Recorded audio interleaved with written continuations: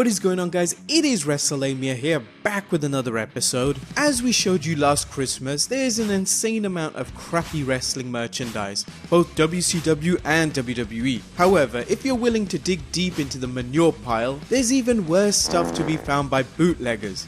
No, we're not talking about the guys who sold illegal liquor during the Prohibition, but the scam artists peddling phony wrestling merchandise to gullible or cheap fans.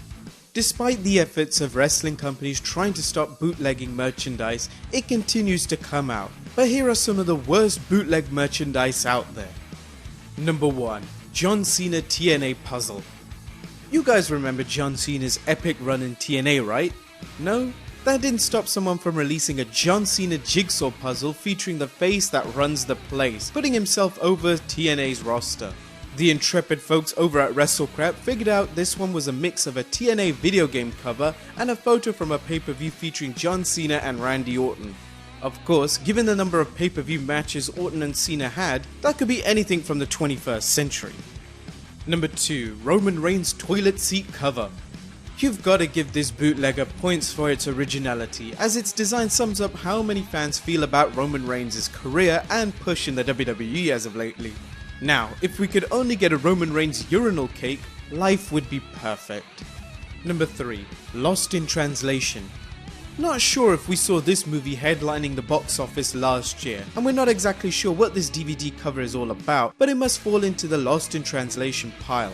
Is it some sort of homoerotic wrestling DVD involving The Rock and Sean Connery? Probably not. But the title just leaves us wanting to learn Mandarin Chinese so we can get to the rock bottom of things. Sean Connery versus the Cock? Was that a straight-to-video release? Number 4. C is for copyright.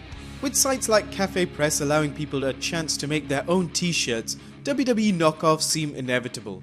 Still, you can't help but begrudge these people for putting zero effort into their work, like this CENA knockoff that reads respect, hustle, loyalty. Number 5. Ivan Putski figure. This would be a great tie-in with a Papa Shango figure, except Putski's WWF days were done before the Voodoo Master made opponents such as the Ultimate Warrior sweat blood. WWF Hall of Famer Ivan Putski was known for eating lots of garlic, a habit that didn't endear him to his fellow wrestlers. Perhaps this figure represents what other wrestlers wish would happen to Putski. Then again, this could be a warning against the dangers of steroids, or even reminding kids what happens when you don't tighten a bottle of ketchup. Number 6. Something for him and her. Your local dollar store is normally home to all sorts of bootleg wrestling merchandise, particularly poorly made wrestling figures. This is one for the value-minded mom who wants to get something for her son and daughter without having to use paper money. For a handful of coins, you can get a craptastic generic-looking wrestler and a pair of sunglasses that offer about as much ultraviolet protection as using your hands. Number 7. Iron Sheik mop. Whoever made this beauty was clearly not humble. I mean, come on, they didn't even finish painting him before rapidly putting him into the packaging. Number 8. Wrestle King 22. Even though it's blurry on the front, we had to include this absurdity on our list. It's clearly bootleg, unless The Miz is now selling figures under the name Powered Maniac Rebellion. But let's clarify things. There is a wrestler inside who would look like an even more generic version of Ken Shamrock, who comes bundled with a millipede, crutch, and chainsaw. WTF. You have to be the superior king of wrestling if you're gonna fight in the ring with a fucking millipede. Number 9. Hulk Hogan wig.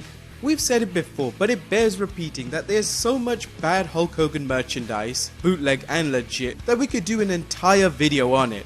For now, we'll settle for this piece of bootleg Hogan merchandise. Here we have this awful looking wig that somehow manages to recreate the look of the Hulkster from those lame Billionaire Ted commercials from the mid-90s.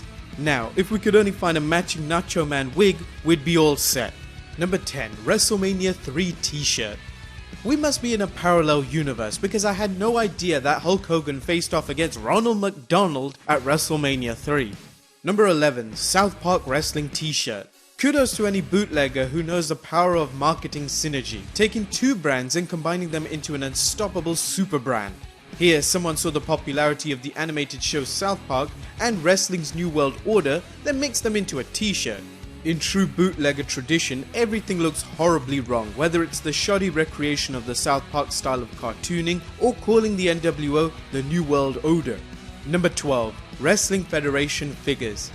These bootleggers cleverly omitted world from their title of their wrestling action figure collection, thus avoiding any kind of legal retribution. Looking at these figures, you can't help but admire the quality compared to most bootlegs.